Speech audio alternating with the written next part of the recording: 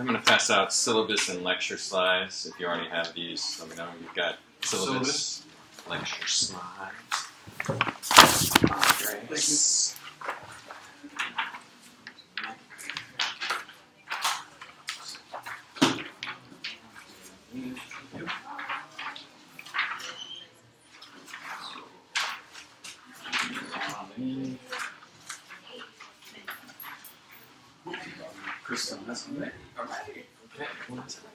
All right, welcome to Economics. My name is Professor Zach Williams. Excited to be teaching this material with you. It's a fairly small class. I think there's just one other person signed up to come. So we should have some very intimate discussions on economics and economic theory. This is fun stuff. It's not a lot of quantitatively difficult stuff. It's just, let's think about the intuition of economics. Let's think about what you would do if someone asked you to pay more money. You'd say, well, I want less of that. Do some sort of rationalization like that, and we'll talk about all that type of stuff and how that relates to both micro and macroeconomics. And we'll try to think about the broader picture, how that relates to you as business students, what it means for the businesses you work for, the businesses you might develop, and how we can get something valuable out of all this material.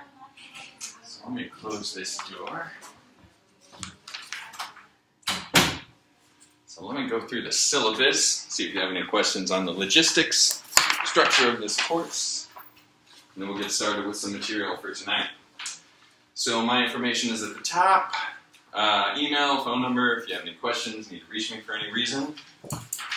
Office hours, I can always meet you before or after class. I'm also on the Dobbs Ferry campus, or in the Dobbs Ferry campus a lot. You know, it's a good place to meet. If that works for you, but we can always figure something out as necessary. Alright, so we've got course description, learning objectives. We've got a business school policy and practice. We can skip all of that. Let's go to page 3. Attendance. I don't take attendance, nor do I give class participation points for this class, but I'll try to make it as exciting as possible, try to make it useful, and try to give you material that you need to do well on the quizzes and the exam. And obviously it's not just the quizzes and the exam I want you to do well on, I want you to learn the material and be able to apply it in a business setting. So, textbook. Does everyone have the textbook? Anyone have the textbook? I ordered I've got it. It's the right one. It's in the email, it had a different name.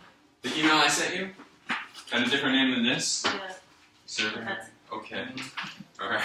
I do mine tomorrow. You'll get yours tomorrow? Alright, well, okay. Yeah, you ended up with the right one. This one looks a little different because maybe it's in the instructor's edition. The title in the syllabus is different from the title of the book. On the email. Yeah.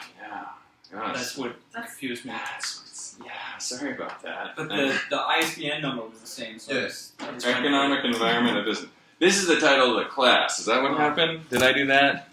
Economic environment of business. So I put the title of the class. The class is Oh, okay. Sorry about that, but it looks like everyone got the right textbook. Okay, all right, fantastic.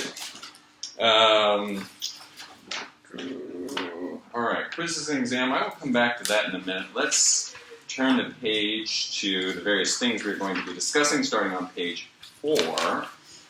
So this is both micro and macro. If you look in your book, the first section is micro, the second section is macro. And this material is often covered in separate courses. If you took an undergraduate economics course, you would spend a whole semester just on micro, whole semester just on macro, but we're going to do it all fast.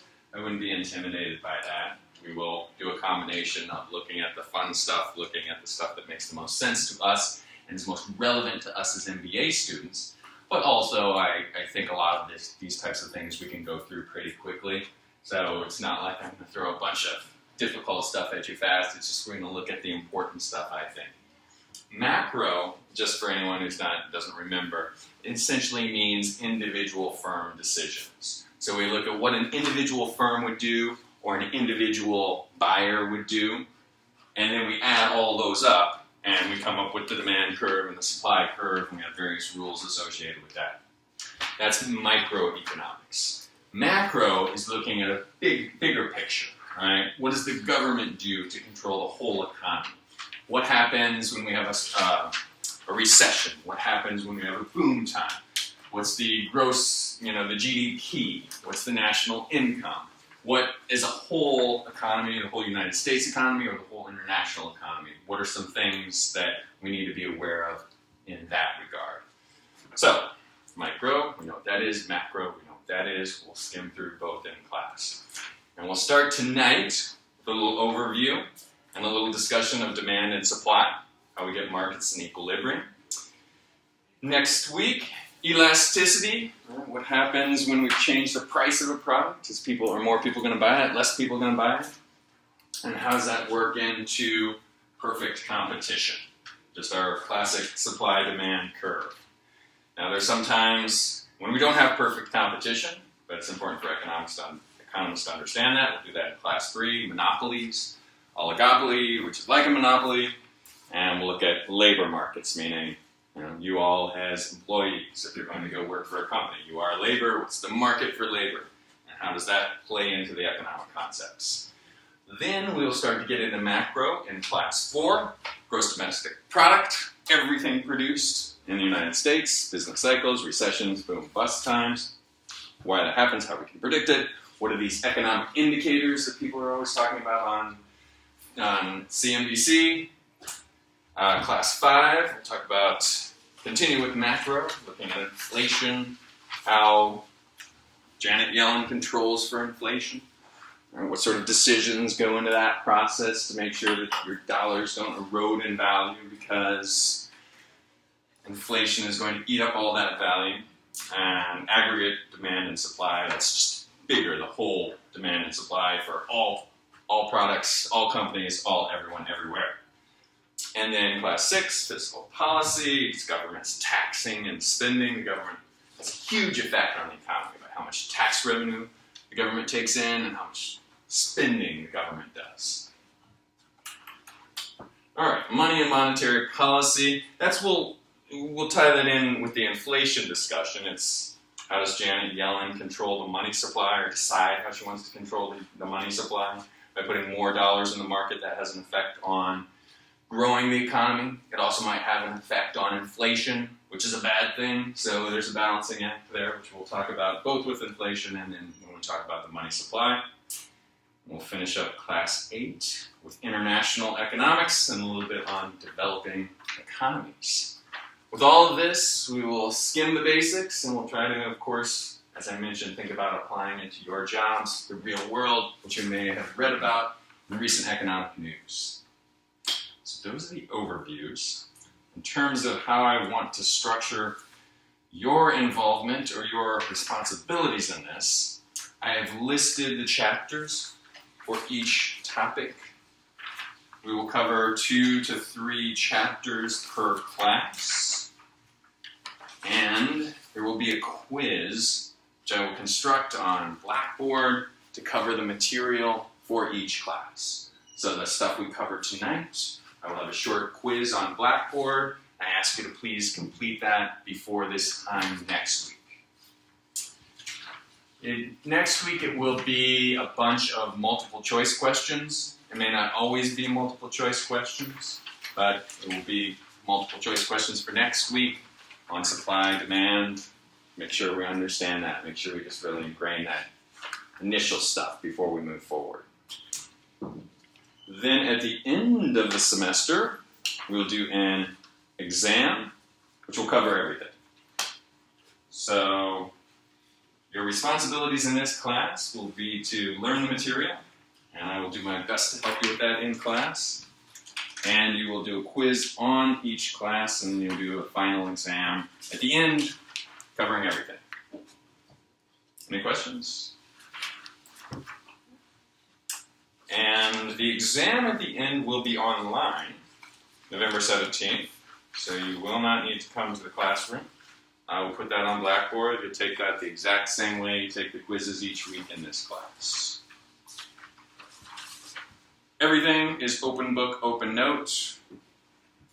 Please complete the exams and the final individually, though. Please do not collaborate with each other. It's to your benefit to learn this material. So that's the way I ask you to do it. Next page, we've got the grading policy. standard Mercy College School of Business grading scale, A all the way down through C. Okay, and then the last section is just the assignments and the point value. As I mentioned, there'll be one quiz for each class, and one final exam. Each quiz will be worth 5 points, so that's a total of 40 points, and the final exam will be worth 40 points. So the final exam will be half your grade. So if on the quizzes you're caught a little off guard, maybe make a few mistakes, first time seeing this material, it will just be, each one will just be a small part of your grade.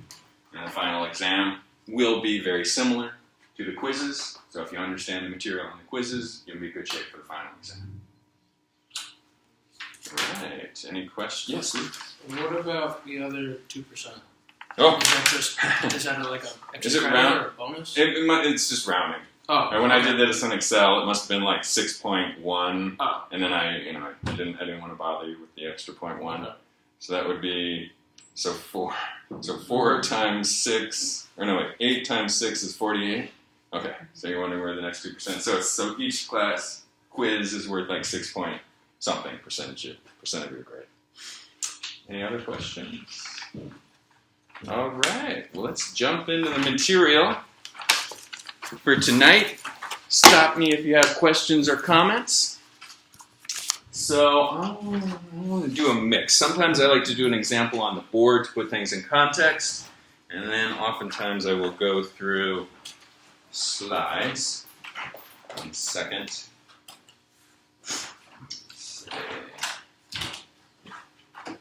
Okay. Hey, how you doing? All right. Oh, and one last thing.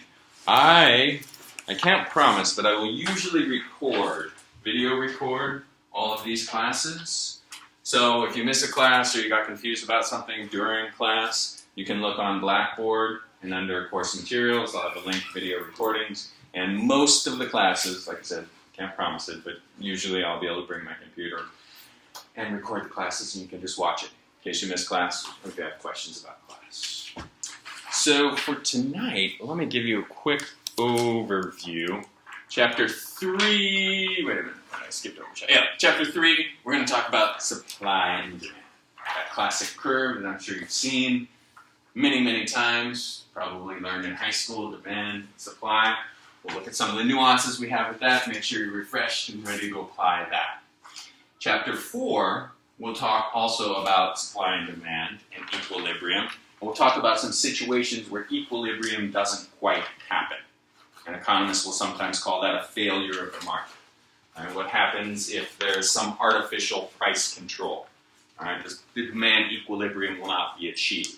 What happens if there's something that demand curve, that supply curve just doesn't account for, like pollution, right? Like some third party is involved, or it's some product that not everyone is going to buy and wants to pay for. It's something the government has to pay for. And economists will call those situations market failure, and we'll think about how someone else needs to step in and make sure that that's corrected. So let's begin with the basic demand curve. All right, we've got our demand curve, this graph. We've got price on one axis. We've got quantity demanded on the other axis. So as we go to the right, the quantity increases. As we go up on this graph, the price increases. And we have this demand curve slanted down in this fashion. All right, can someone just tell us why this demand curve slants downwards to the right? As you increase quantity, the price is going to go down. So the more you have of a product, it's not going to be as expensive. People are more willing to buy it. Yeah, oh, okay. I like the second thing you said. I didn't like the first thing you said as much. Talk more about this. So as the price, so this is in the mind of the consumer. So as the price changes, what happens in the mind of the consumer? It's quantity demand, not just how many you have in your warehouse. Yes.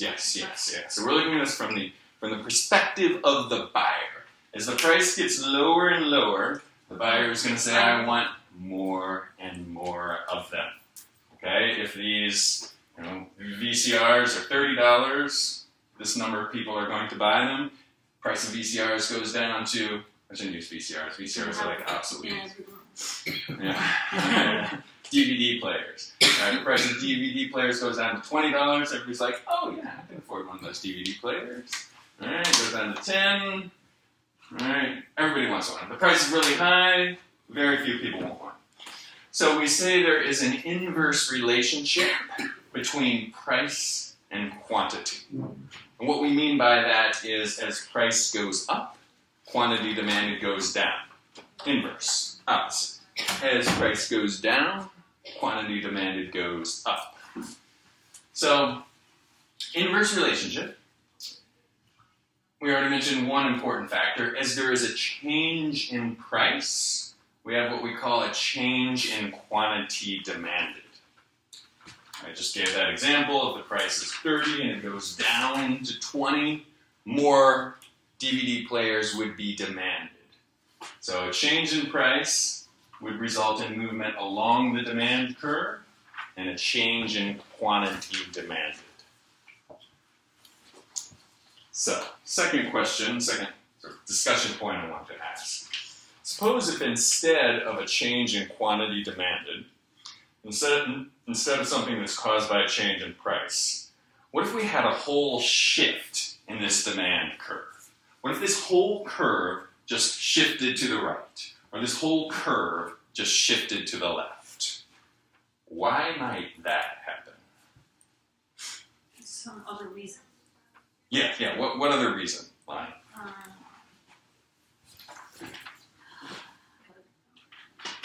What might... So is what I'm asking.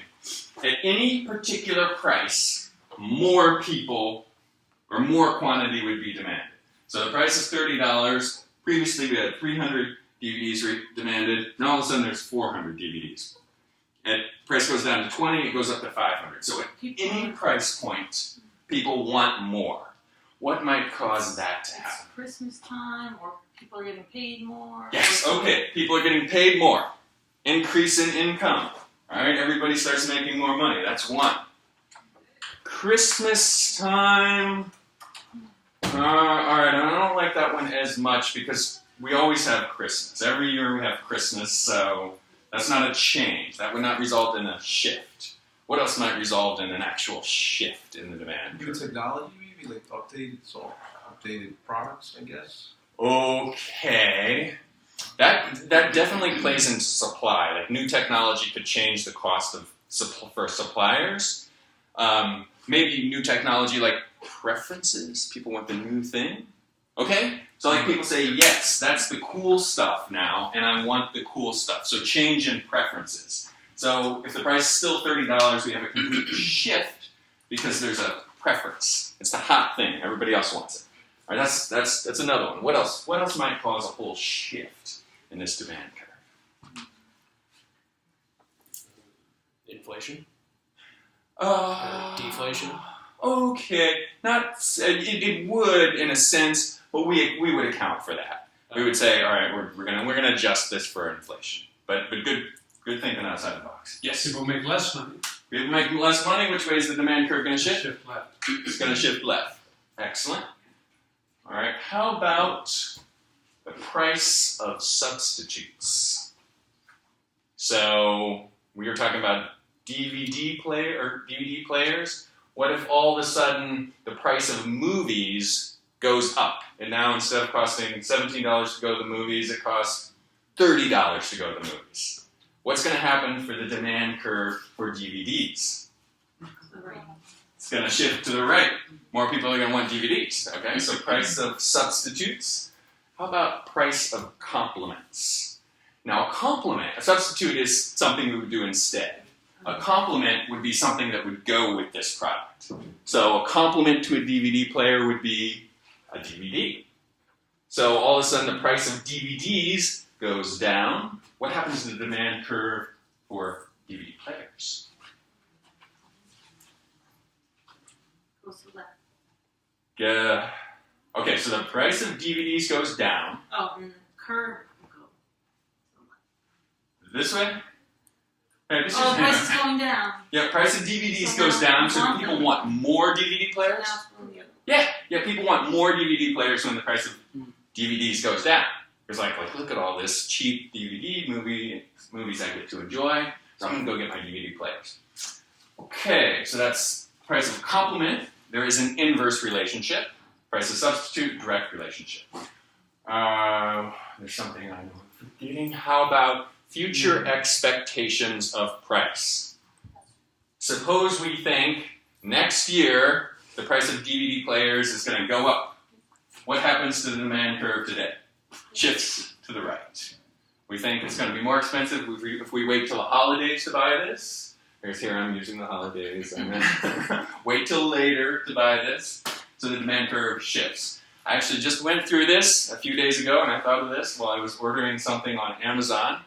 I was ordering some little moisturizer, some Burt's Bees moisturizer things. And this y'all may laugh at me when you hear this, but spending $11 on a little jar of moisturizer for me feels like a big deal. Right? Like I said, you may laugh, but for me, I'm like, I gotta spend $11 on this thing. So my sister recommended it. I guess it works. All right, let me buy 3 of these little jars of Burt's Bees, and then I get ready to check out. And then with tax and everything, it's like almost $40 that I've just spent on little jars of moisturizer. I think, gosh, then my first thought was, gosh, that's a lot of money. That kind of hurts. But then my second thought was, wait a minute, these 3 jars, they're going to last a while. They're going to last like a year. Right? A year from now, I might even have to pay like $13 or $14 for these little jars of moisturizer.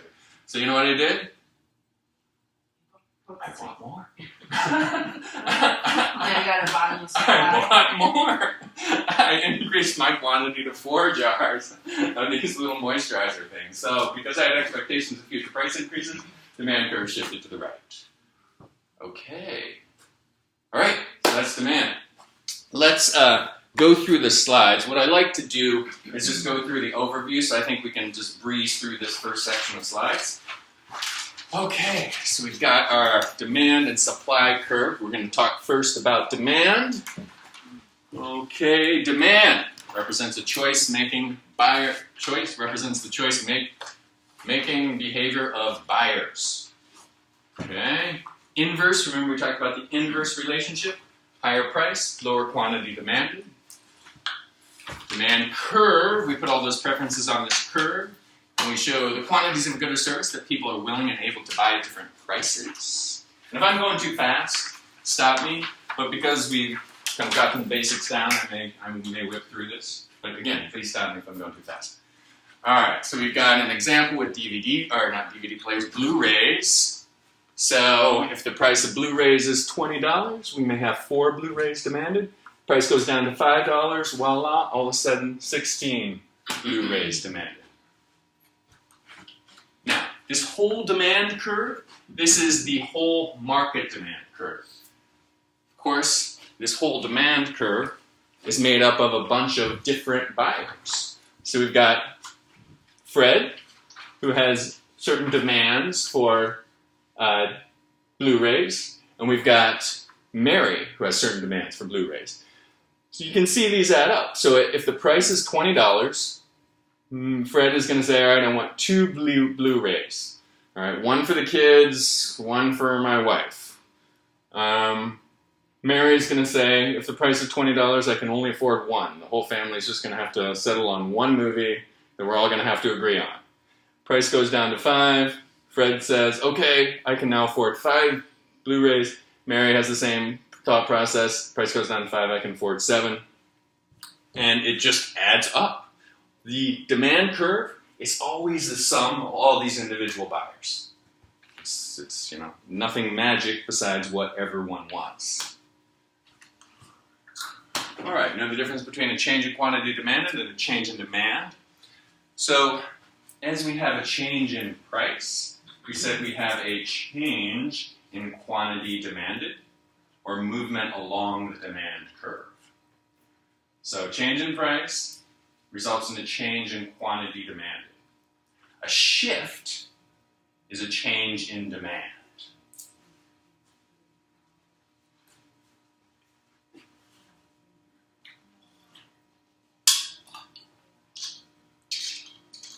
Whenever I see everyone writing, I will pause for a moment.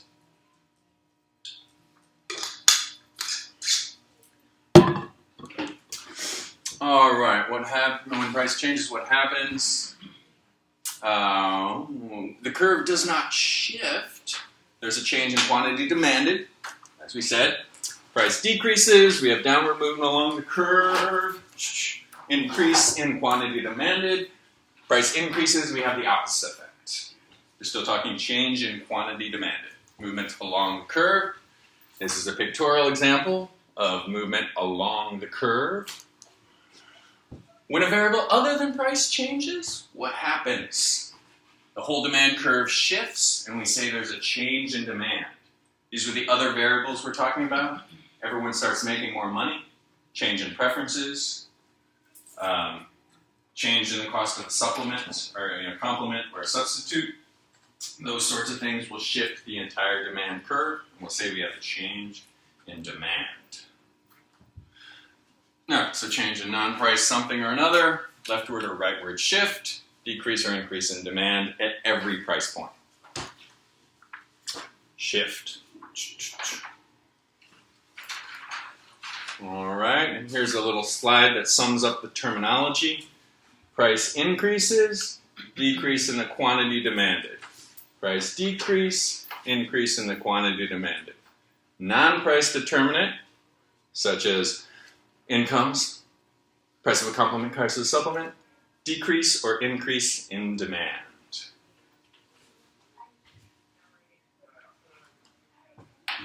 Okay, another slide that will sum it up. We could have movement along the demand curve or a change in demand, either way.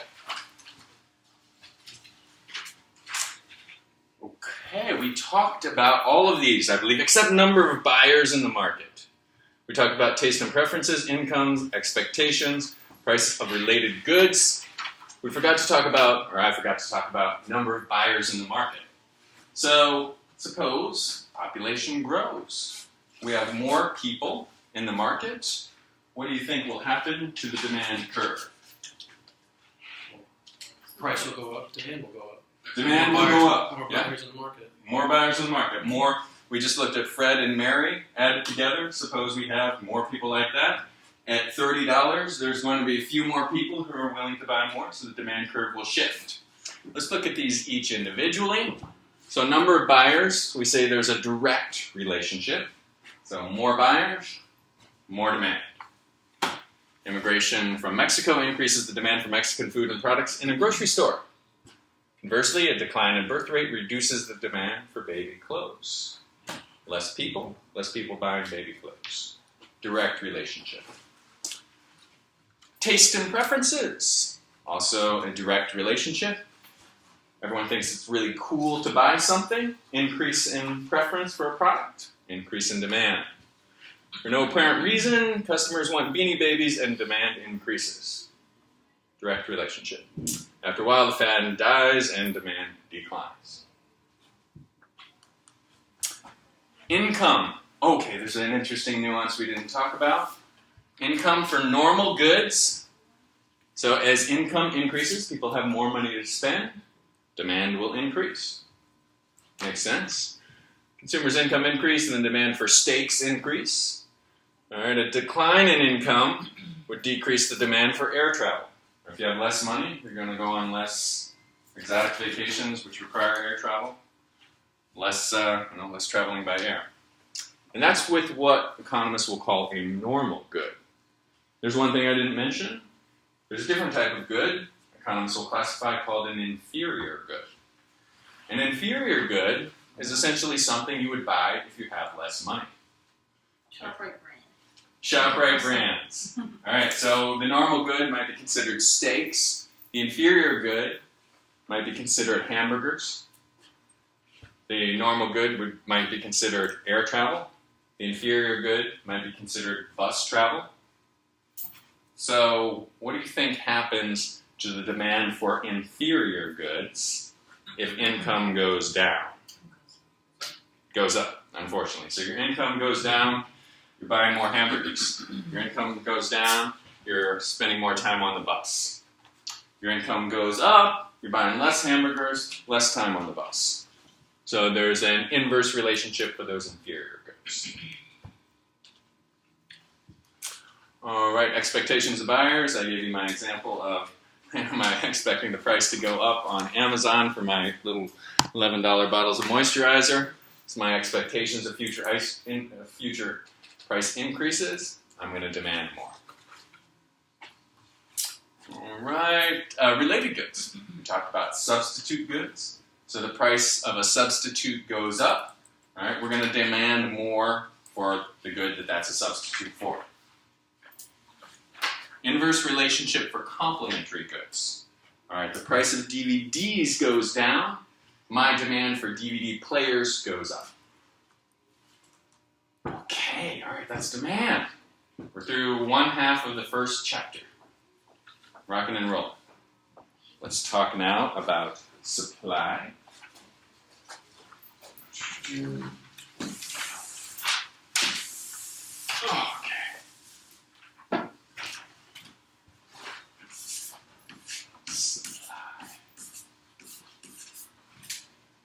Supply looks unsurprising, like this. What's going on there? Why did I draw that curve the opposite direction of demand? Can someone explain it to me?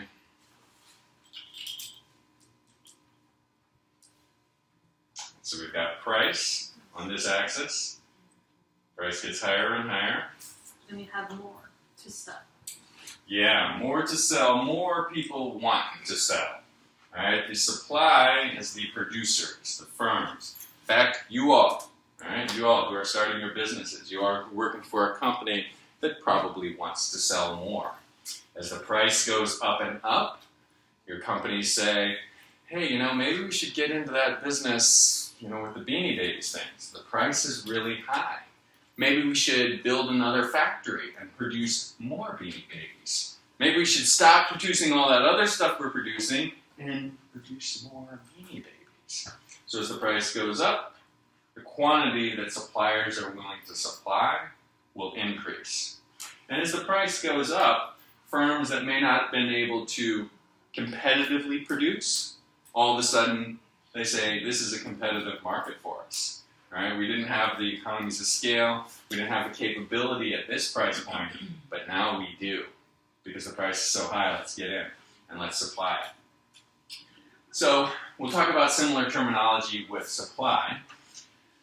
There is a direct relationship between price and quantity demanded. So the higher price, the higher quantity or quantity supplied. So direct relationship between price and quantity supplied.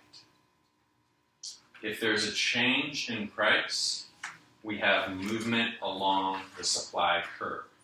So price goes up from 20 to 40, quantity movement along the supply curve from here to here, and quantity supplied increases. So change in supply, movement along the supply curve, change in quantity supplied. Now I'll ask the same question. What if instead of a change in quantity supplied, what might be a situation where we have a shift in the supply curve?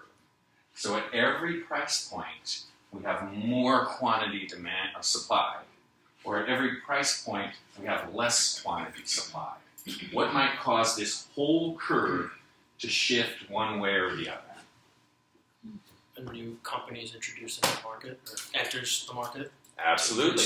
So increase in suppliers. Same way we had an increase in buyers for demand, we have an increase in suppliers. Right? Population growth, more people getting into the market, more firms entering into the market would push the supply curve to the right. All right, at $30, there's just more suppliers who are willing to produce and sell that item. Okay, so a number of suppliers. What else?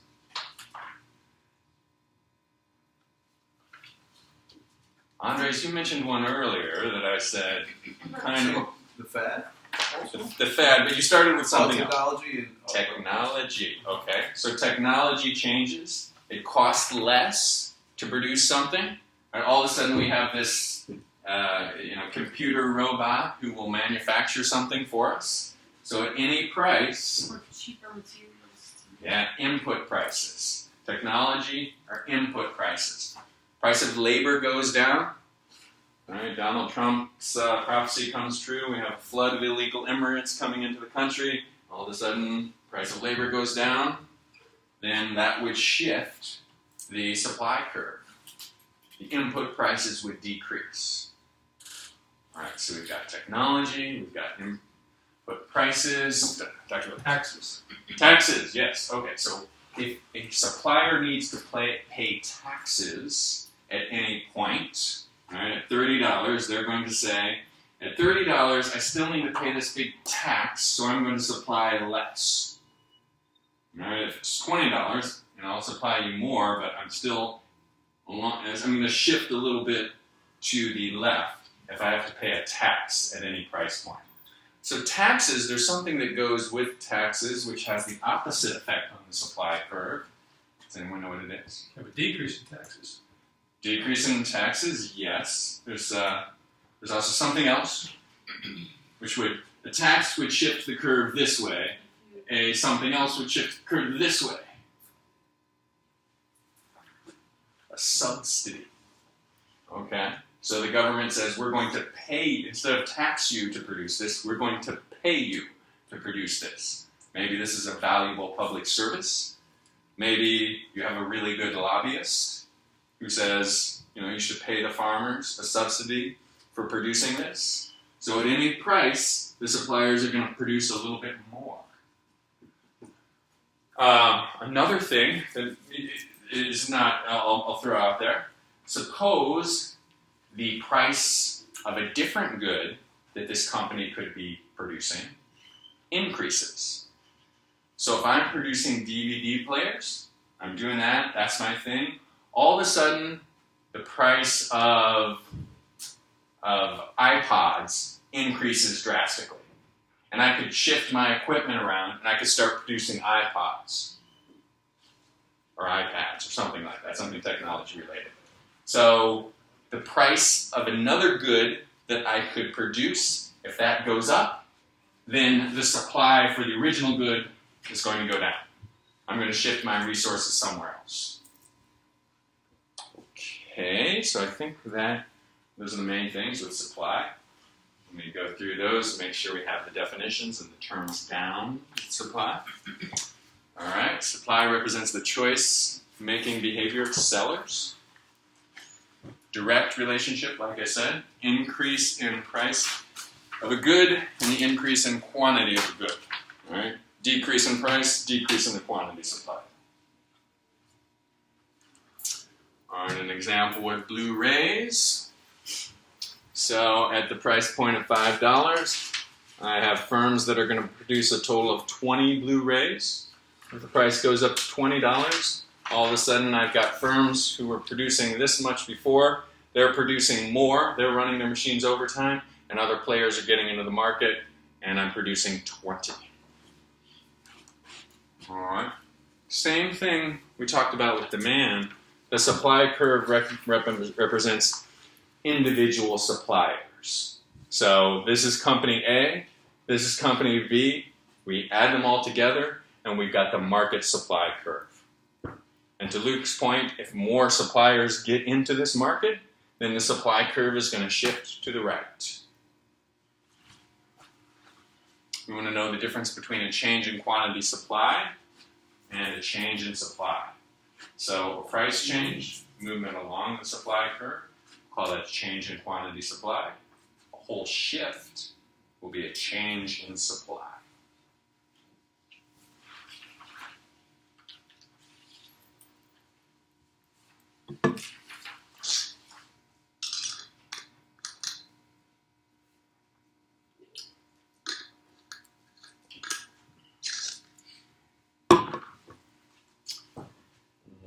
What happens when price changes? What happens? Change in quantity supply. Price increases, movement upward along the supply curve, increase in quantity demand. Price decreases, we have the opposite. Graphical example. When a variable other than price changes, we call that a shift or a change in supply. Change in non-price determinant, leftward or rightward shift at any price point. The whole curve shifts. Change in supply. All right, summed up in a nice little graph. Price increases, increase in quantity supplied. Price decreases, companies are like, I'm going to supply less. Non-price determinant, decrease or increase in supply, whole shift in the curve. You can actually just circle this slide. You pretty much have everything, except for the funny stories. All right, another graphical illustration, movement along the supply curve versus a shift in the supply curve. All right, we talked about things which could cause a whole shift in the supply curve, and we got everyone except the expectations of producers, but we'll go through them one at a time. First, number of sellers in the market. We have a direct relationship. More sellers in the market, increase in supply, positive shift. Technology. All right, we have better technology. Oh, question? Well, more sellers in the market doesn't necessarily mean there'd be an increase. Maybe it's an increase in supply, but not necessarily price, right? Increase in supply. Yeah. Yeah. So at any price point, there would be an increase in quantity supply. So instead of right here, we're going to have supply curve right here. It would just be another company willing to sell here, another company willing to sell here, another company willing to sell here. It's just a few more people in the market. Direct relationship. Technology. We have better technology, we have robots, we have computer systems, save ourselves some costs. Direct relationship. Better technology, more supply.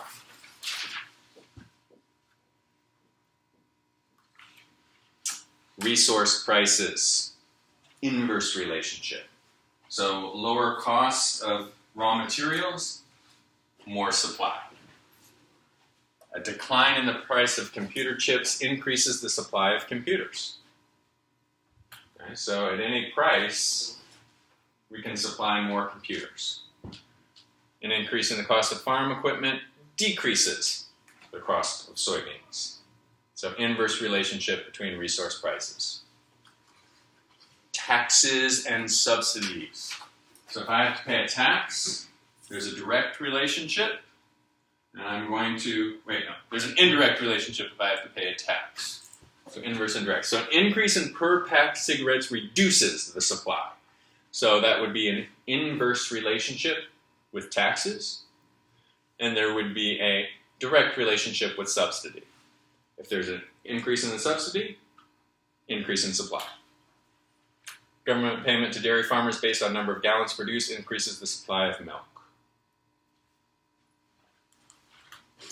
Expectations. I didn't talk about this one, but we can talk about it right now. If I'm a supplier and I expect the price of my product to go up in the future, I'm going to sell less of it now. I'm going to put it in the warehouse and wait till prices go up. Oil companies anticipate substantial rise in future oil prices, and this expectation causes these companies to decrease their supply of oil.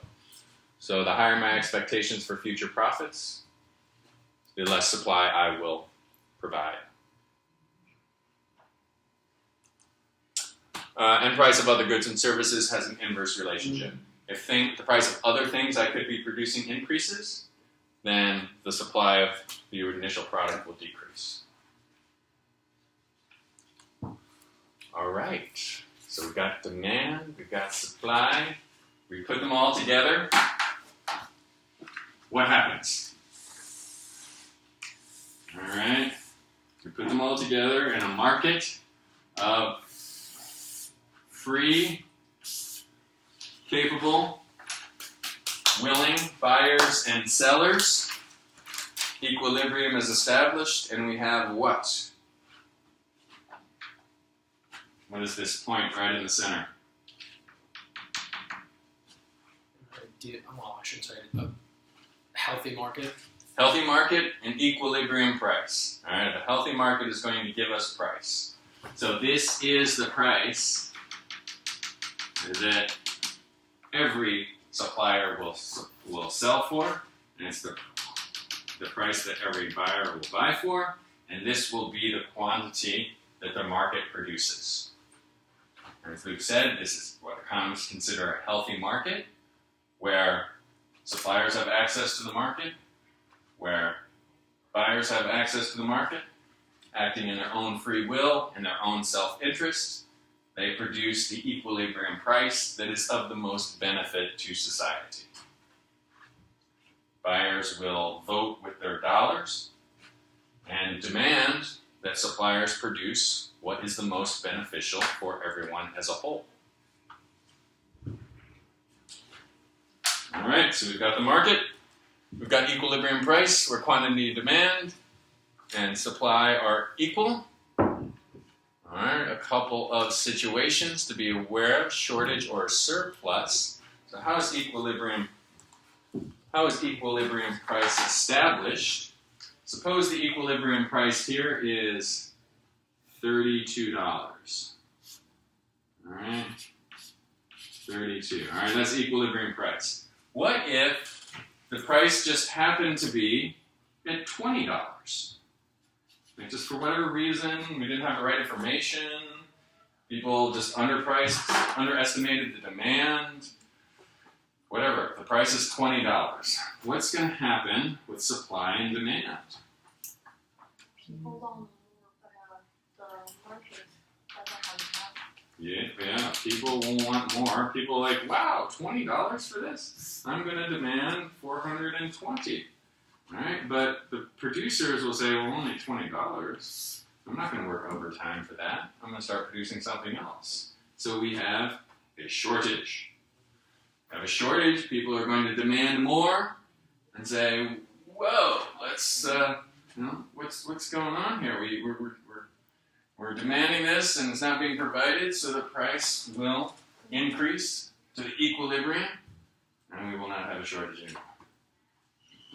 Conversely, what if the price were, for some reason, at $45? All right, what happens if the price is at $45?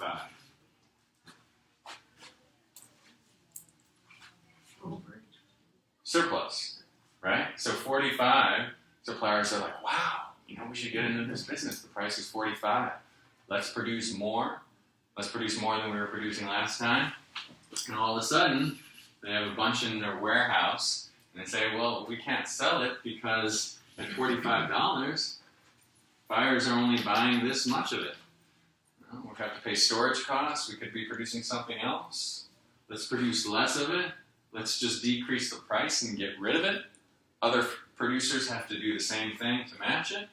Price will go down to equilibrium, and we will have the free market establish an equilibrium price. Okay, any questions on that? All right, let me overview the next chapter, and then let's think about taking a quick break. But let me just whet your appetite for what is to come in chapter 4. We'll talk about equilibrium, which is this. All right, what happens? How do we get to equilibrium? We'll ruminate on how great that is in a moment. But we'll also talk about what happens when that doesn't work. We have what economists call market failure. Market failure could be what economists call externalities or public goods. An externality is when there's a third party involved in the product or service who is not compensated. And the prime example of that is pollution. So David is producing cars. He's selling cars to Lonnie. All right, Lonnie pays him a price. That's all good for them, but there's a pollution aspect involved with David's company and Lonnie's car that all of us pay for. Right? That is not factored in to the equilibrium supply and demand. So we have a market failure. We have something that is not encompassed in this all-knowing graph, and we need to think about how we account for that. Public goods, these are goods that everyone benefits from, and it is impossible to exclude people from benefiting from. Good example of that could be national defense. So everyone benefits from having a national defense. We are protected. And it's impossible to exclude someone from that benefit. So if we get attacked, right, we are all kept safe by the army that protects us, and we can't say, well, you didn't pay your fair share, so you don't get protected. That doesn't work like that. So what happens is no one wants to pay for it. So a free market is not the way to pay for national defense. We have a market failure with national defense. That's called a public good. We'll talk about how we deal with that. Well, how do we deal with that? The government steps in and provides national defense. That's the way we deal with it.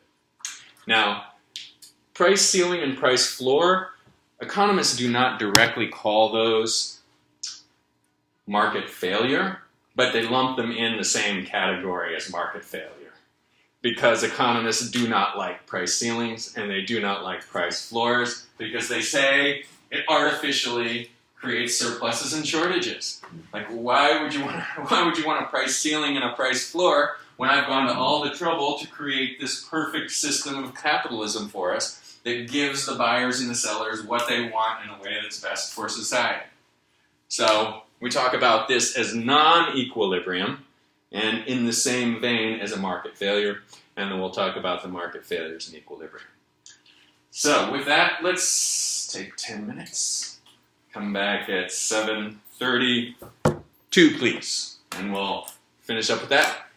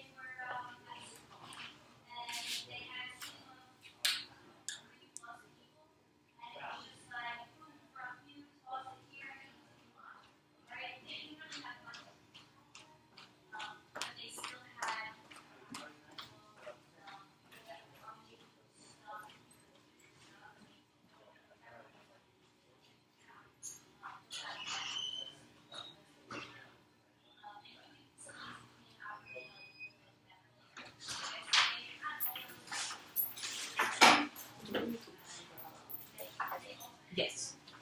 Mm-hmm.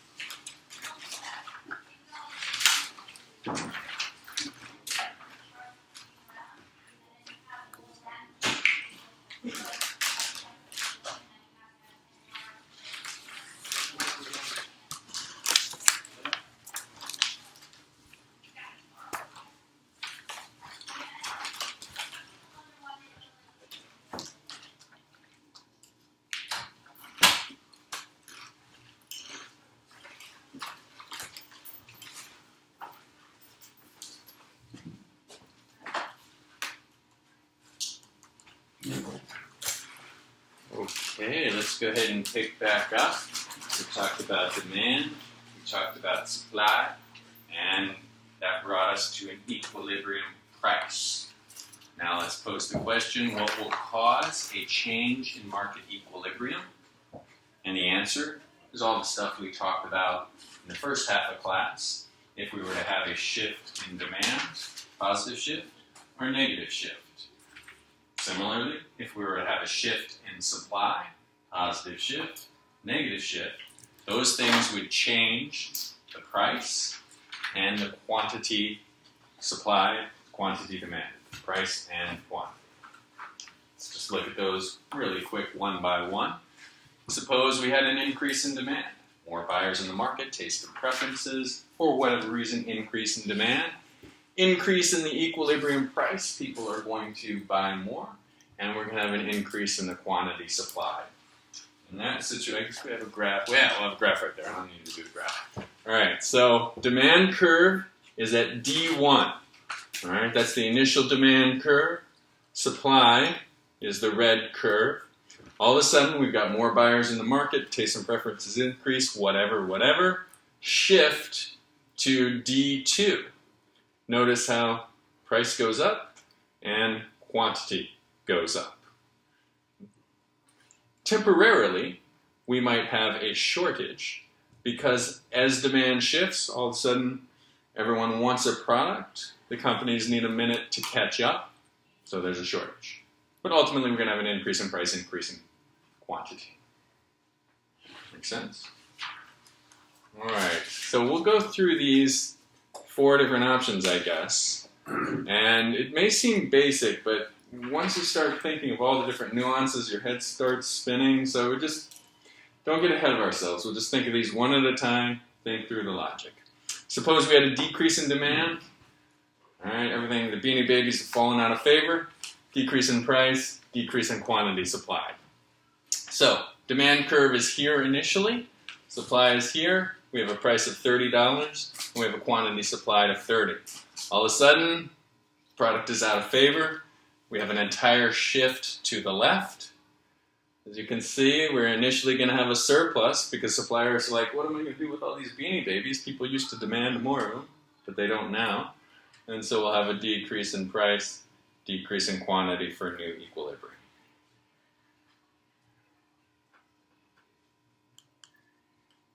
Same thing could happen in supply.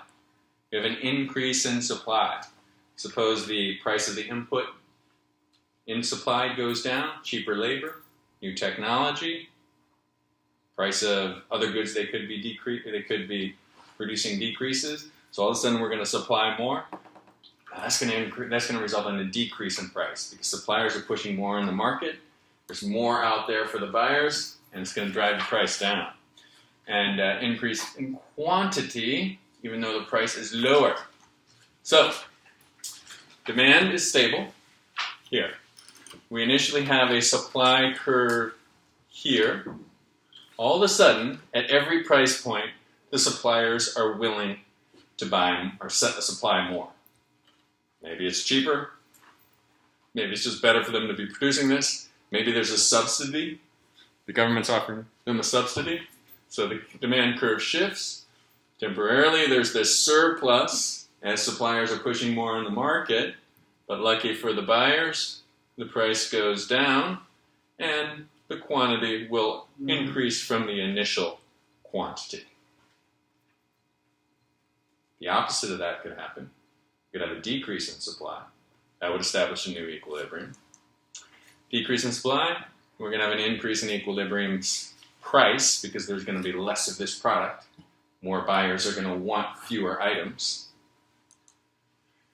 All right, so demand is here, supply is initially here.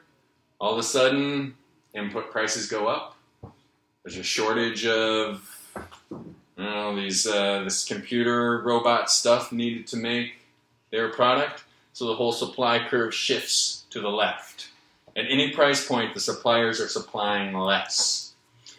Initially, there's going to be a shortage because the buyers are like, well, we like buying all this stuff. Just because the computer stuff got more expensive doesn't mean we don't need the stuff. So there'll be a shortage, but buyers will realize they're going to need to pay a little bit more, and ultimately the quantity demanded is going to be less than it initially was. All right, I don't think you have any questions on that. It was good to just think through those mechanics. Over time, prices tend to increase. Input prices tend to increase. We have inflation. So this graph shows us individual supply curves for 2005, 2010, and 2015. Let's just say it was a supply of DVD players. All right, input prices would increase over time. So the supply curve would shift to the right. Similarly, the demand curve would shift to the right as population grows, as incomes increase, and inflation increases. It works in with the inflation increase. Demand for a product would grow unless that product becomes obsolete and the company would be producing something else. So prices will tend to increase over time, and we will tend to increase quantity produced as incomes increase and population grows. All right, so that is our equilibrium and how we establish a new equilibrium.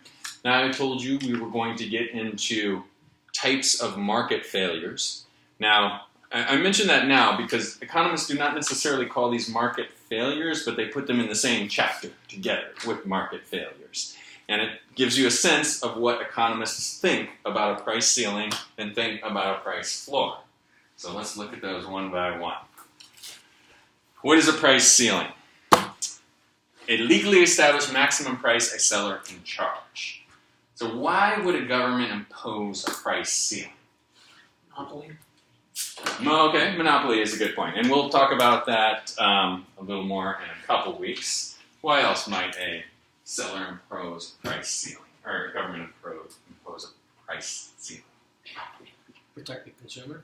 Exactly. That's the main thing we'll talk about tonight. They're trying to protect the consumer. Now the economist is saying, but wait a minute, what's best for everyone is a free market where supply meets demand. But the government says, we want to protect the consumer. And there is some validity to that argument. I'm not saying it's completely invalid. I'm just saying economists theoretically tend to not like it. So, for example, if we have a rent ceiling, Bill de Blasio says this is the maximum rent you can charge on these units in this development. He does that so needy people will pay a lower rent than the equilibrium rent. The result, however, can be a shortage of rental units. Further, rent ceiling, or not further, I guess I'm not getting further, but anyway, rent ceiling, quantity demanded exceeds the quantity sold. So there's a rent control, rent ceiling, so the price is artificially low. So everyone says, oh, I want to live in that apartment because I can afford it now.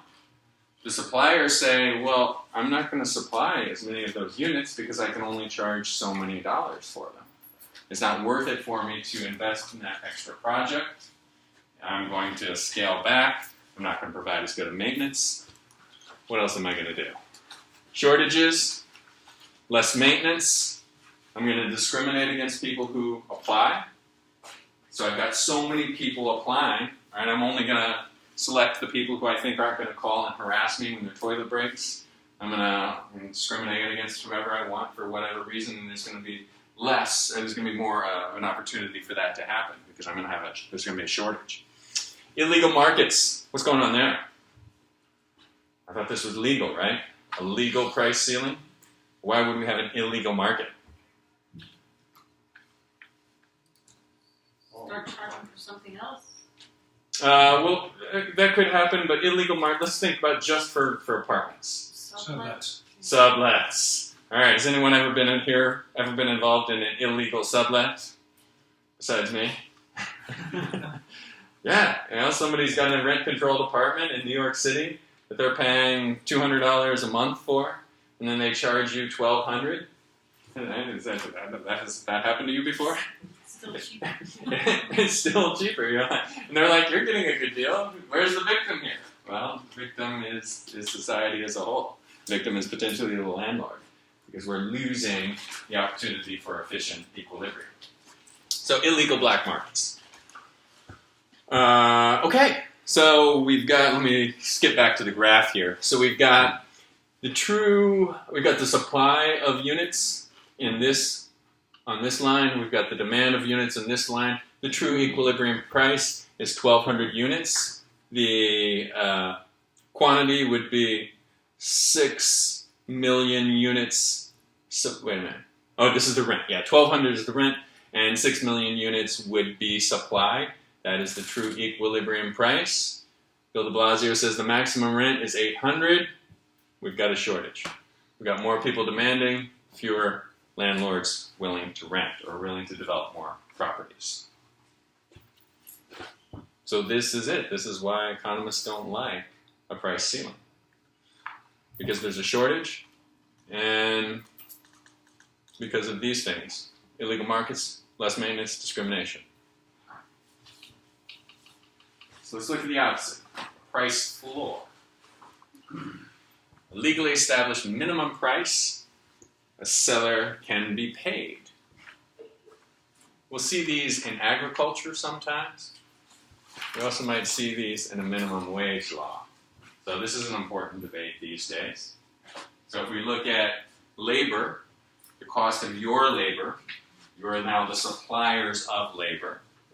And if someone sets a minimum wage, then we're going to have a problem. We're going to have a price floor. Let's take a look at it. So, all right, sir. So what is the result of a price floor on wages paid to labor? I get confused on this. So before we even think about this, let's look at this demand and supply curve, because we're shifting gears here a little bit. We're using labor as the supply. So supply, these are the workers saying, at this high wage rate, I'm willing to supply this much labor.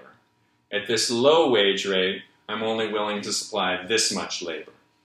All right, in this demand curve, these are the employers saying, if the wage rate is really high, I can only afford to hire these many people. If the wage rate is really low, I can afford to hire these many. Is the supply a quality or quantity of work? Quantity. Yeah. Quantity. I'm just not. Good question. Quantity of work. Very good quantity. That's going to get us into a management motivational theory type of stuff, but economists just say, we look at units of supply. So let's take a breath on this, because I know it's a little funny. All of a sudden we're thinking of the suppliers as the firms being on the demand curve, and the actual people being on the supply curve. So just one more time. The high wage rate, the workers are the supply curve, and they're willing to work a lot at a high rate. They don't work as much at a low rate. Mm-hmm. Similarly, the firms say if the wage is really high, I can only afford so much. If the wage is low, I can afford to pay more. So we have demand, we have supply, we have equilibrium, wage E. All right, that is the price that everyone gets, and this is how many people are employed in the economy. All right, so this, for a certain sector, I guess, is how it would work, because different jobs pay different amounts, but say employees with the same level of skills in the same industry would all make around this much, and this is how many workers would be employed. So all of a sudden, politicians, in the interest of protecting working people, say, we want a minimum wage. What happens? The people who have those jobs are like, yes, thank you, Mr. Politician, I will vote for you again. They're like, wow, this is great. I'm getting paid a living wage now. But there's a problem with that economists in a theoretical sense do not like. What is hire it? less people. Hire less people. Yeah, you can read the graph, right? So we have a surplus of labor. We have unemployment. We have, if you're going to set the minimum wage here, we're only going to hire this many people. And then we're going to have this many more people looking for jobs. And all these people are going to be unemployed. So this is a tough argument. If you're arguing against a minimum wage, you can always point to this economic theory. If you want a minimum wage, there are some good arguments for that, of course, but right now we're thinking as economists and we're understanding that theory. But wouldn't that be bad for suppliers on the supply curve as well? Yes. Wouldn't it go down? Because you have The supply, surplus yeah, of labor. these are workers out of work. Oh, okay. Yeah, the suppliers are workers out of work. That's, remember I said let's take a minute and just shift gears. But the companies, they're not getting as much labor as they would like. They're not able to hire as many. The factory's not working as many shifts, yada yada. All right, so that is a price floor, and there's a disadvantage to it for sure. Okay, market failure. So now we're on to real market failures, what economists really call a clear market failure. Not just a price control that we don't like, but an actual market failure where our supply-demand curve does not work. A situation where the price system results in too few or too many resources used in production. This inefficiency may justify government intervention. So if the market's not working, the government sometimes has to step in. Lack of competition. Externalities, public goods, income inequality. I discussed the middle two because we're going to look a little bit more at that, but we'll also take a minute to discuss lack of competition and income inequality. So let me get rid of all this mess. Okay, let's talk about competition. All right, so somebody give me an overview of competition. Why is competition good?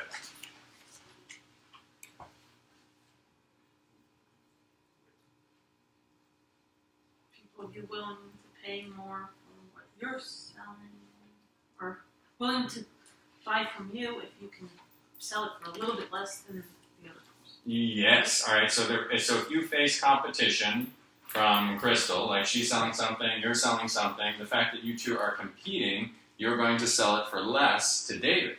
If there's no competition, if it's just you can sell it for however much you want. So competition in a healthy market will decrease the price. So we have a demand, right? David has his demand, D for David demand. All right, so we've got the amount of demand that this is for this product, and we've got, say, a supply curve. All right, now what happens if there's no competition, or if you try to get into a market, say the two of you are in a market, all right, and then all of a sudden Luke wants to get involved in the market. He starts building his factory, and all of a sudden he wakes up one morning and has a big rock through his window. Or maybe you have friends in government, and you say, all right, we're going to figure out a way to exclude Luke from getting into the market. All right, lack of competition is going to have a detrimental effect on the supply, and it's going to increase the price that David has to pay. And it's going to decrease the quantity that's going to be in the market. So we need healthy competition. We know this because Adam Smith told us. Father of economics, wrote The Wealth of Nations in 1776. Said greed is good. No, he didn't say that. Michael Douglas in Wall Street said greed is good. Do you all remember that? Greed is good. Greed clarifies. Greed works. Your greed makes the economy go round. The fact that you want money provides a better quality of life for David. Greed will save the American economy. I'm paraphrasing Michael Douglas' speech in Wall Street. That is the argument he was making, and that is the argument that Adam Smith laid out, with competition being good, competition being important. So we definitely need it for sure. There's some problems we need to be aware of course. There must be competition for markets to function properly. All right, so inefficient equilibrium. I mentioned if we have lack of competition, the supply curve gets pushed to the left. We pay more, we get less. All right, so next we're on to the second type of market failure. We'll call this an externality. This is a cost or benefit imposed on people other than consumers and producers of a good or service, third parties. I mentioned earlier, suppose David is producing cars, he's selling to Lonnie, they establish a price, that's great, but they are polluting the environment. They're bearing a cost, or they're imposing a cost on you all that they are not paying. So this is just not incorporated in the supply and demand curve. And the beauty of the supply and demand curve, economists will truly say, this creates the most good for the most people. We should live our lives according to this curve because this is morally right.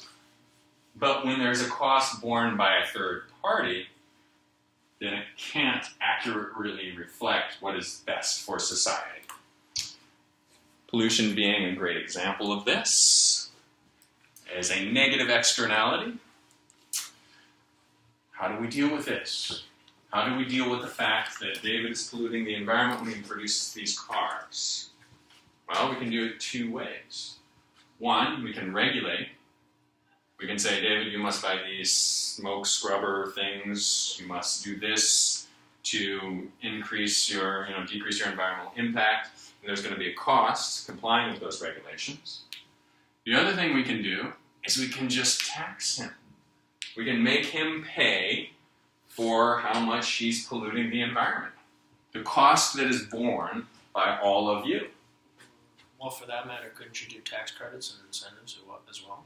Oh, if he's not polluting the environment? Like having to have less taxes if he pollutes less to incentivize? Exactly. So based on the amount that he pollutes, we will tax him proportionally with that. Right. And sometimes some companies who are good at production and don't pollute a lot, they will sometimes they'll trade their tax credits with other companies. Have you heard of it? Yeah, have you heard of that? All right, so there's a whole different discussion with that. But the way we can incorporate this external cost into our theoretical model is either by regulation or taxes.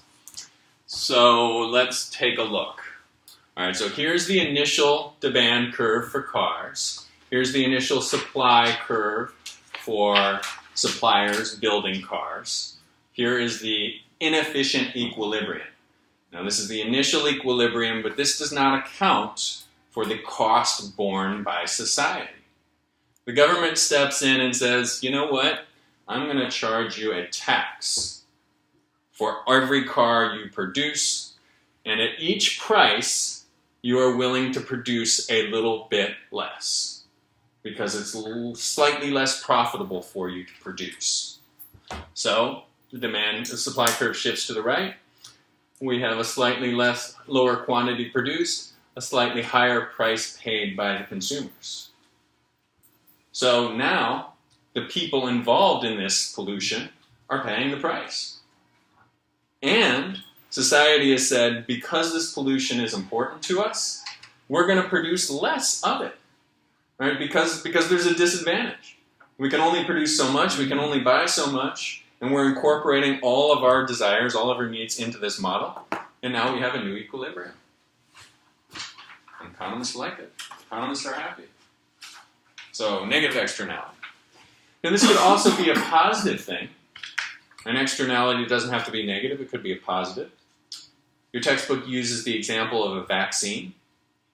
So if everyone gets vaccinated for, I think the example in your textbook was HIV. If there was a vaccine, I don't think there's a vaccine for HIV, but there isn't one, right? No vaccine for HIV. Okay, it's been a few years since I've thought about it, but hopefully I haven't missed that. There is no vaccine for HIV right now, but if there was, if everyone, or not everyone, if a large chunk of people get vaccinated, the people who don't get vaccinated benefit. The reason why they benefit is because there's fewer people who could be spreading this disease. So there are people who benefit. There's a benefit to society that's not incorporated in this model. So, okay, positive externality that is beneficial to third parties, such as vaccinations. How we deal with that is we can regulate, or we can actually pay a subsidy. We can regulate by requiring people to be vaccinated. This happens with various childhood vaccinations, too. Children are often required to be vaccinated because there is a benefit to society when people get vaccinated. So we're incorporating that into the model. Or we could pay a subsidy. A subsidy. You could actually pay people to get vaccinated. That's the way to incorporate a positive externality. So let's look at the graph here. So we've got external benefits. You can't see it at the top. It's cut off, but it's on your slides. External benefits of AIDS vaccinations. So we've got a supply of companies that are providing these vaccinations. They give you the shots, and you don't get sick from AIDS. We've got a demand, this first demand curve, the dotted one. People say, oh, it's a great idea to go get vaccinated. Let me go ahead and go get that vaccination. And we have our first inefficient equilibrium. The thing is, this doesn't incorporate the benefits to everyone else. Because, I mean, think about it. If, like, 99% of the people get vaccinated from HIV, like, what are your chances of becoming infected? If you're in the 1%, like, you're like not worried, right? I know it's a bit of a serious subject, so it's kind of funny the textbook chose this, but we'll go with it, right? So 99% of the people get vaccinated. The 1% are like, I'm good. I'm golden. I don't need to worry about it. There's a benefit to society that is not incorporated in this graph. And economists don't like that. They do not like that. Well, let me say that again. There's a benefit to society that is not incorporated in my model. Oh my God, my head is exploding. My model should incorporate everything. And it can. You can do that two ways. The government can say, we need to include this benefit in society by actually requiring people to be vaccinated or paying them money to be vaccinated. So at any price, no matter what the price of the vaccination is, the government's going to give you a little $20 check. So you're going to demand more at any price. Or the government's going to require you to, so you're going to demand more no matter what the price is. All right, so positive external. Yes, question? But might there be some circumstances under which you wouldn't worry about the free riders? You know, basically, the government may say, it's really going to cost too much and we try to subsidize this. We got 99% coverage. Why would we want to spend more money doing that? Let's just go with that. Sure. Yeah, there's some practical aspects to that. But the theory is still the same, that if society is benefiting in a way that's not quantified in this model, then this model fails to provide the best benefit for society, for the most people. And that's something economists just get so excited about. But now, economists do, but I was just saying government officials, that they're making decisions, they're not going to say, although they do say no child left behind, there are some children left behind. No, they say this is the amount we're going to spend, and this is we're just going to go with this. Yeah, I mean, do you think economists like everything politicians do? Of course not. They do not. But then with that example, wouldn't that mean the 1% are actually hurting by not getting a vaccine? They're free riding, right? They're getting a benefit that's not included. They are technically hurting because if there's an AIDS vaccine, why wouldn't you get it, right? Well, of course, why wouldn't you Not get it? financial, I guess. You are technically Okay. you're kind of silly for not getting it, Right. but you are technically benefiting from, in a way that's not being incorporated. All right. So when externalities are present, market failure gives incorrect price and quantity signals, and resources are misallocated. Resources are misallocated. That's another thing economists like to say. with our model, resources are allocated in the best possible way. Supply and demand. Greed is good. Resources become allocated in the best possible way because of this. All right. External costs, over-allocate, under-allocate, depending on whether it's good or bad. Okay. That brings us to a public good. I heard the term free riders a minute ago. Free riders especially comes into play with a public good. Users collectively consume benefits. Free riders cannot be excluded.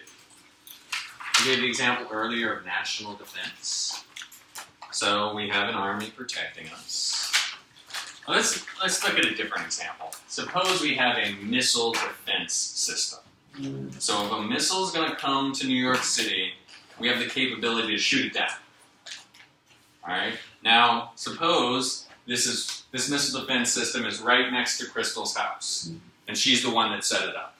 It's like I can shoot down any missile that comes near my house, but it's very, very difficult for her to just pick out the missiles that are going to hit her house. And it's hard for her to tell, well, maybe that missile's going to veer off and hit someone else's house. I still better shoot it down just in case it comes close to my house. So you all free ride because Crystal spent $10 billion on this missile defense system. And then maybe Crystal says, hey, Dr. Williams, will you kind of go in with me on this missile defense? I'll pay $5 billion, you pay $5 billion. All right, then we're both benefiting, right? Then maybe let's get Luke involved. Let's get Anders. Let's get maybe 5 people involved, so we only each have to pay $1 billion. You can try that, but it's awfully hard.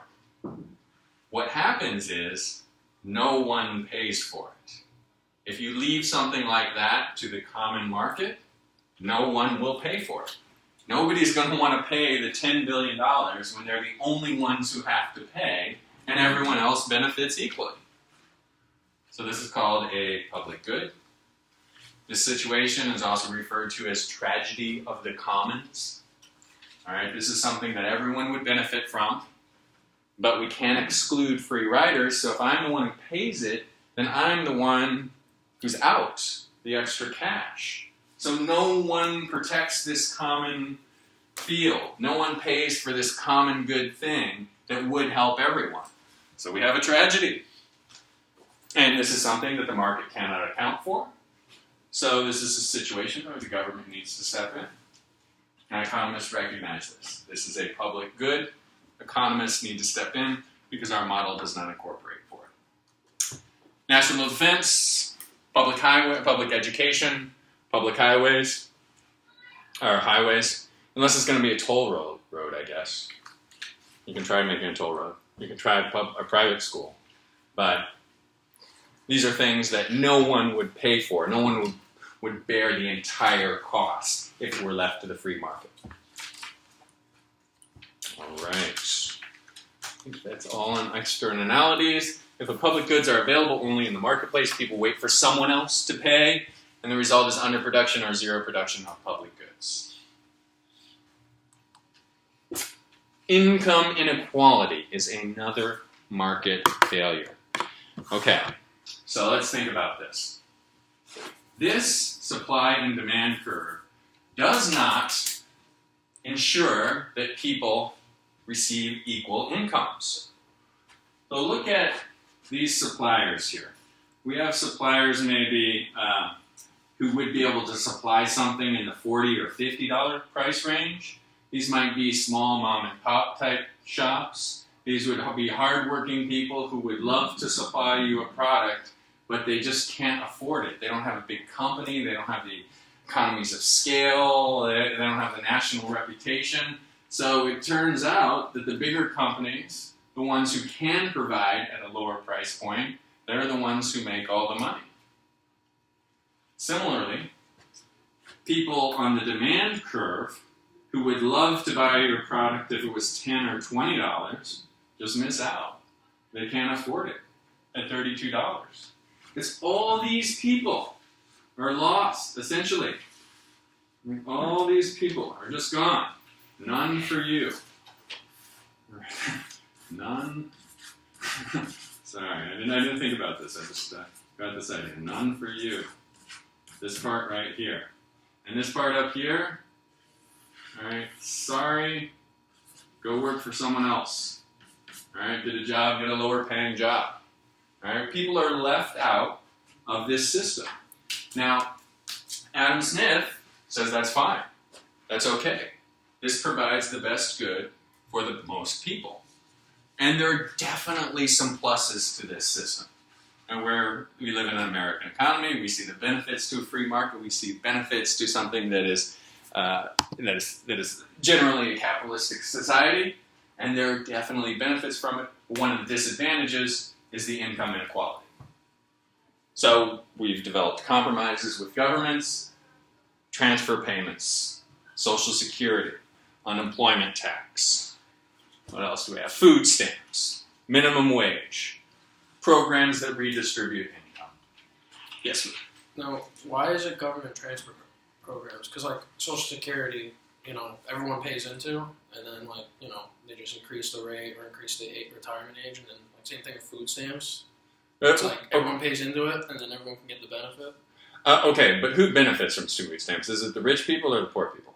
Well, the poor people that apply for food stamps. Yeah, but everyone pays into it. Yeah, everyone pays into it. So everyone in this room pays into it, but just some people benefit from it. It's these people here who are left out by the true capitalist society, who have less income, less means, who say, we didn't make as much. This system sucks. All right? They're not going to like this system. And to an extent, it's true that it's something that the market does not account for. It could be considered a market failure. Nowhere on this market does this say we're going to have nowhere on this graph does it say we're going to have strict income equality.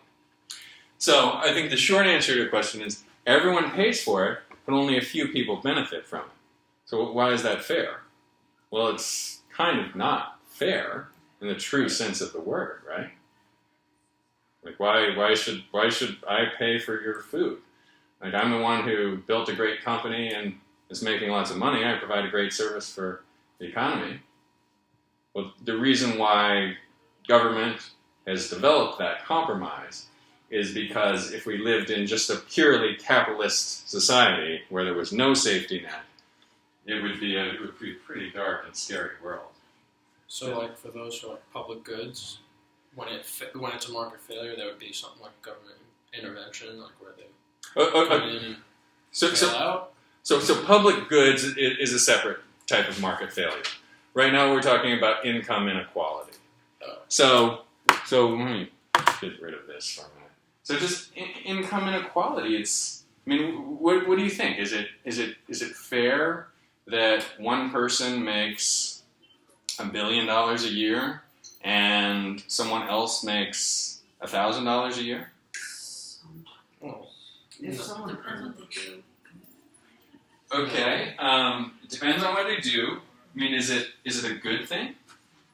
Well, it's tough. I would say it's good and bad. I mean, financially, you could say that everyone benefits because everyone's got an equal income, but wouldn't the markets also hurt because you're paying that equal wage across the board? So that could lead to a failure? Yeah, go ahead, Lana. Can we use that to talk about wages? Like the price is the salary, and that's the number of people willing to work for that amount of money. Like, then where does that person making so much money fit on there? Okay. So when we did the supply and demand for labor, I said, let's look at this in a certain industry. So let's look at all the fast food workers, and we could do a supply and demand curve. Now let's look at all the real estate entrepreneurs. Now let's look at all the marketing executives. There would be a different supply-demand curve for all of them. And it's no surprise that the marketing executive would make more than the fast food worker. So it's definitely good to the extent that society rewards the person who's making $1 billion versus this person who's making $1,000, because the person who's making $1 billion, in theory, is providing more for the economy. Right? In theory, that person putting more into the market. Well, Well, why are they getting paid $1 billion? They're getting paid $1 billion because they had a great idea about providing people with a life-saving medication. So that's great, right? So we want to pay that person a lot more money. Yes, question. Well, I mean, you could take it another way. You could say the person who is the billionaire is benefiting substantially from society, benefiting from the safety system, the defense system we have, benefiting from a tax system that's protecting them, benefiting from other externalities that ultimately, they have to contribute to. Sure. They're benefiting from the structure. They're benefiting from what the government provides. They're benefiting from public education. They're benefiting from common goods like national defense, and that's great. But let's just theoretically look at that example. If we have someone, just in isolation, in theory, so we have someone who's producing a really great life-saving product, and we have someone who's producing a product that's just not very useful to anyone. All right? Do we like the fact that we pay this person more? Yeah, we like the fact that we pay this person more because we want them to produce more of that great life-saving product. All right? If they're producing a product that, maybe it's not even life-saving, maybe something that we really like, that it entertains us, it increases our quality of life. We want that person to produce more of it, so we want a system that allows that person to benefit from it. So that is what increases the quality of our life. That's what increases our standard of living. And that's great. And that's great, right? I mean, we're all on the same page that in theory, that is great. That is good that we're able to reward people who give us what we want financially. Why not? Yes, Dr. Williams. Well, there's another aspect of income inequality. When you talk about income inequality, there's really a racial aspect of this as well.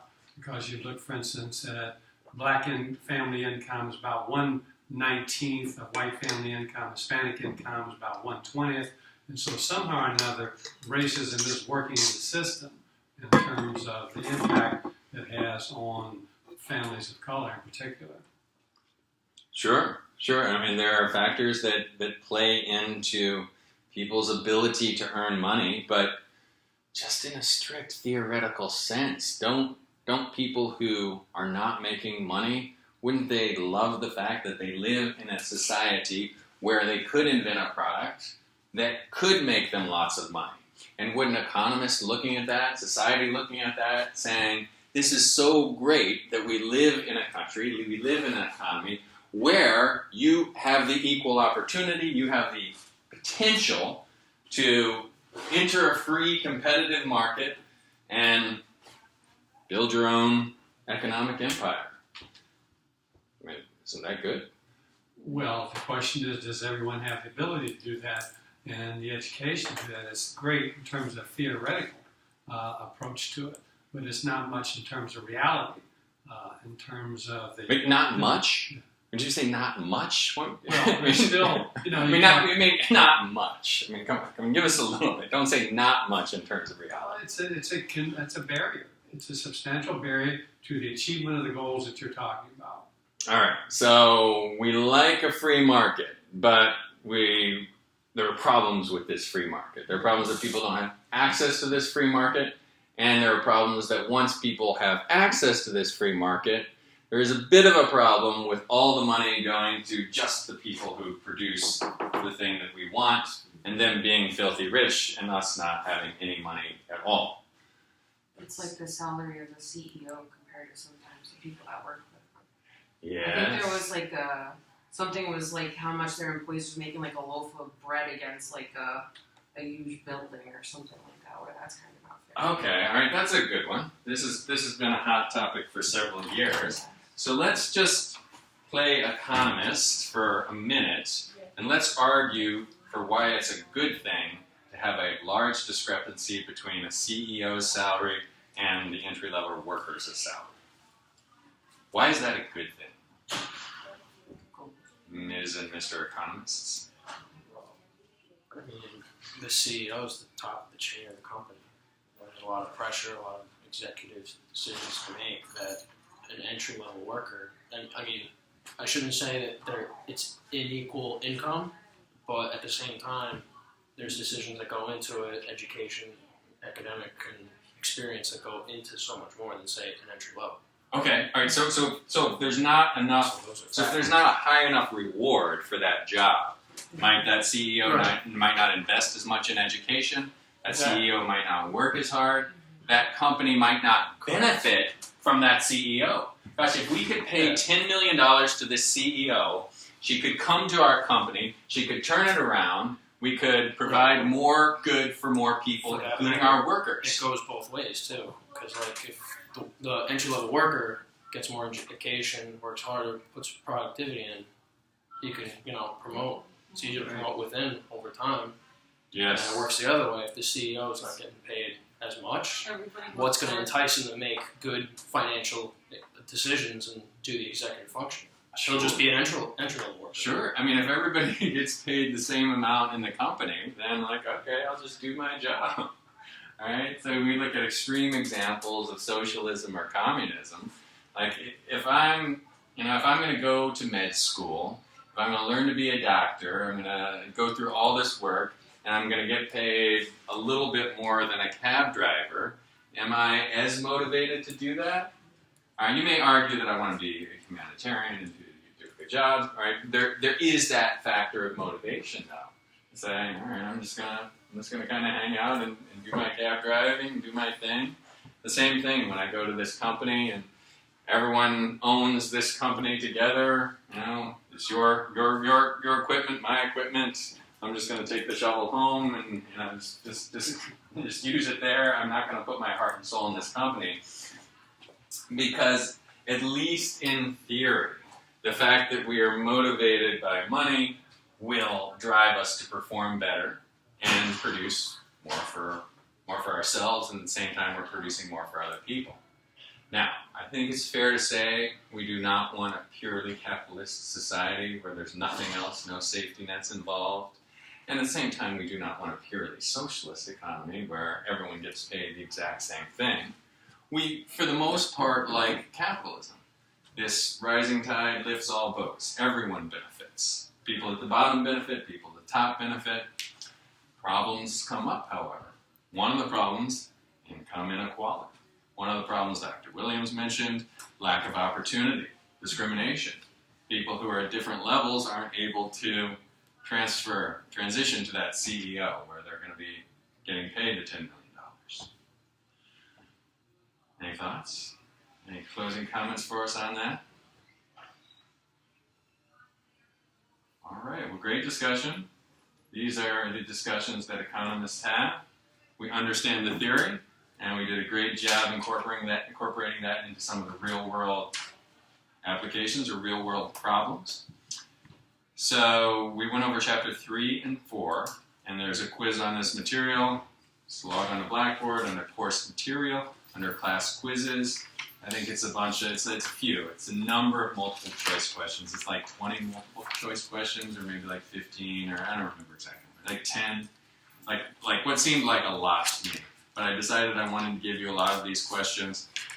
This is important you ingrain the fundamentals. And also where this becomes valuable is when you're able to read the question and respond to the mechanics of it. And think like, all right, I know this. I know intuitively what happens when supply changes.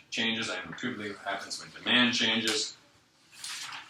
So think about these concepts. Think about the stuff we went on the slides. So to the point where you can answer questions like that. And for examples of questions like that, I suggest you look at